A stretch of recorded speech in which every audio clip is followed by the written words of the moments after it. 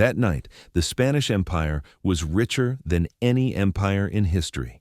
Its ships carried silver and gold from across the Atlantic. Its king ruled territories on every known continent. Its enemies feared its armies.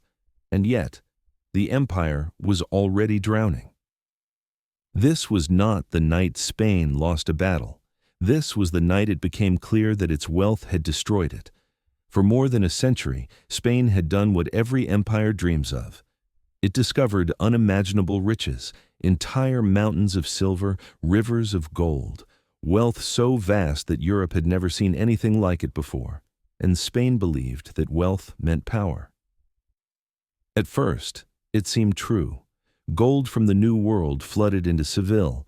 Treasure fleets crossed the Atlantic year after year. The Spanish crown paid for armies, wars, palaces, and prestige with metal pulled straight from the earth.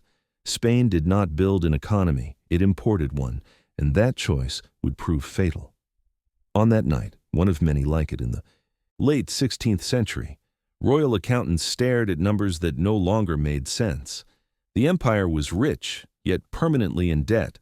Treasure arrived, but creditors waited faster. Gold came in, but money vanished. Spain was not poor. It was insolvent. The problem was not corruption. It was structure. Spain's wealth did not come from production. It came from extraction. Silver from Potosi, gold from Mexico. Forced labor turned mountains into money. But money alone does not sustain an empire. It distorts it.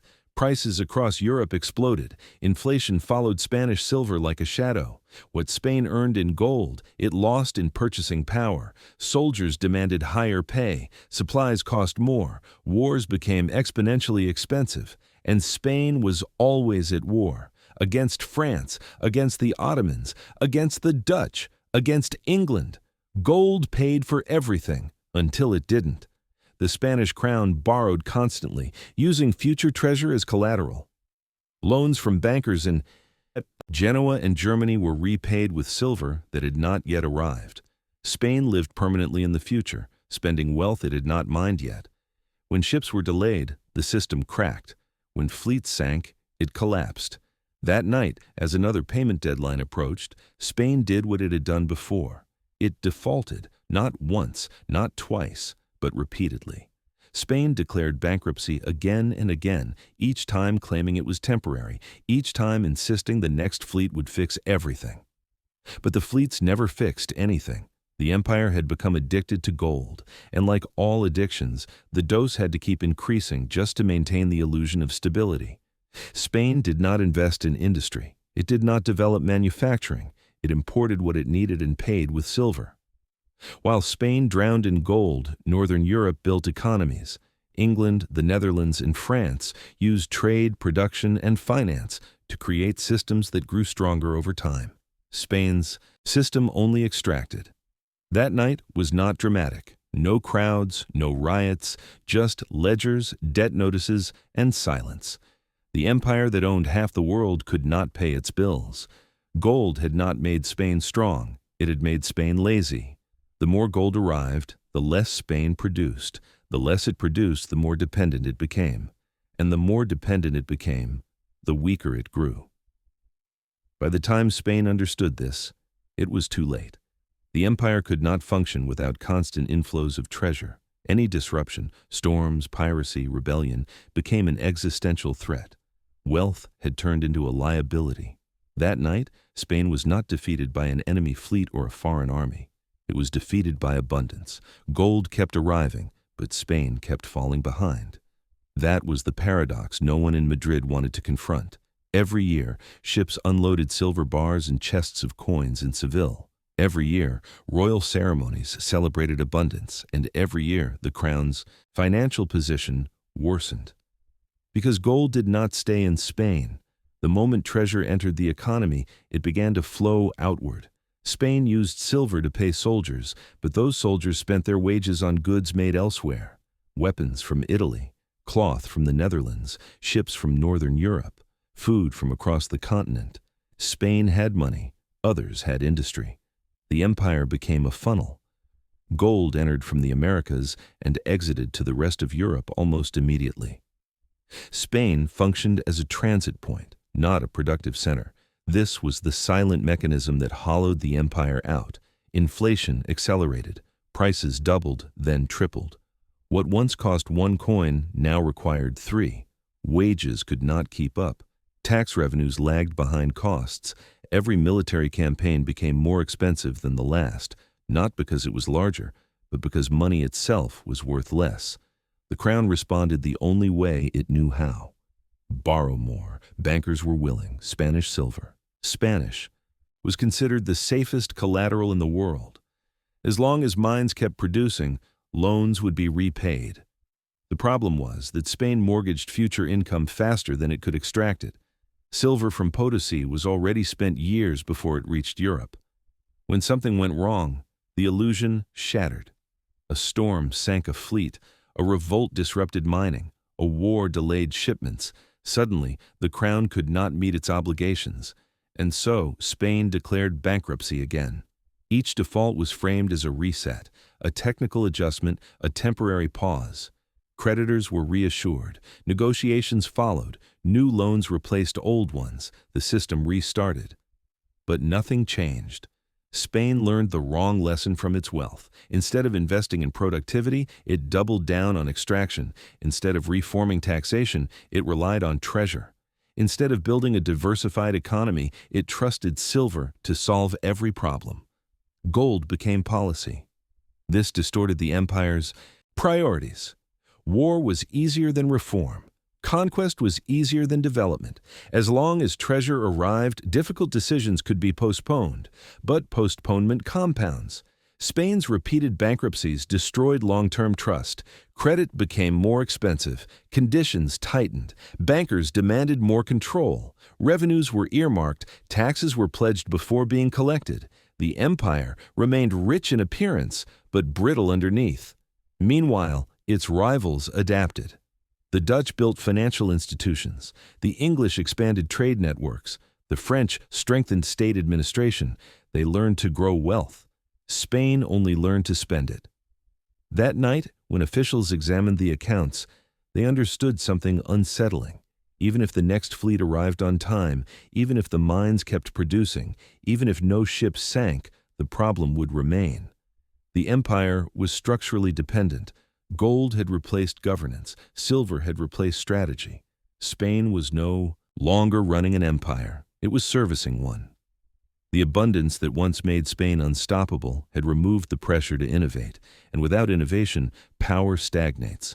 Gold had given Spain reach, but it had taken away resilience.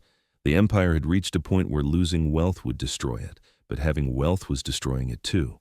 There was no safe path forward. That was the real meaning of that night. Not panic, not surprise, recognition. Spain had become an empire that could not exist without constant excess, and excess by its nature is unstable. The treasure fleets kept sailing, the wars kept coming, the debt kept growing, and beneath it all, the foundations eroded quietly. Spain never truly recovered from its wealth. That is the part history often avoids saying out loud. The Spanish Empire did not suddenly collapse. It lingered. It survived. It continued to exist for centuries after its golden age. But it never regained the momentum that had once made it dominant. Because the damage was not military. It was structural. By the early 17th century, Spain had all the signs of decline without the appearance of defeat. Its armies still marched, its flags still flew, its colonies still produced treasure. But beneath the surface, the empire was hollow. The gold had done its work. Spanish society had adapted to abundance instead of productivity. The crown relied on treasure instead of taxation reform. The nobility preferred rents and privileges to investment. Labor flowed away from industry toward bureaucracy and the military, because that is where silver paid best. An entire system reorganized itself around extraction, and systems built on extraction are fragile. The mines in the New World did not make Spain powerful forever.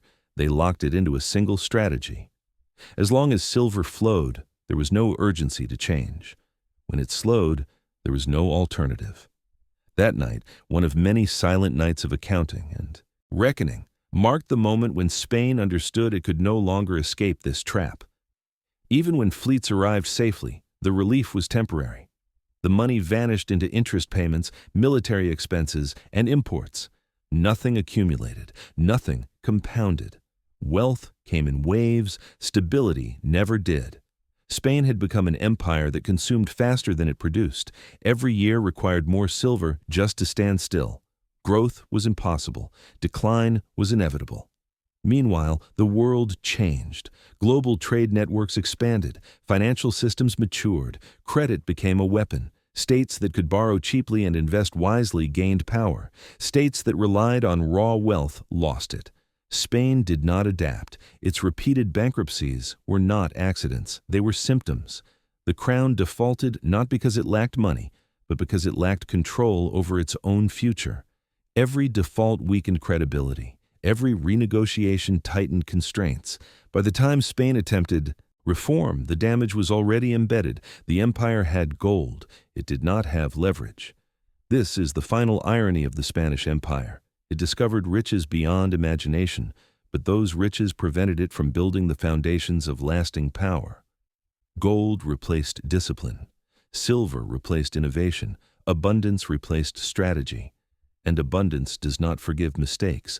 The empire did not fall the moment the gold arrived. It fell because the gold removed the pressure to change. It delayed reform until reform no longer mattered. Spain did not drown because it lacked wealth.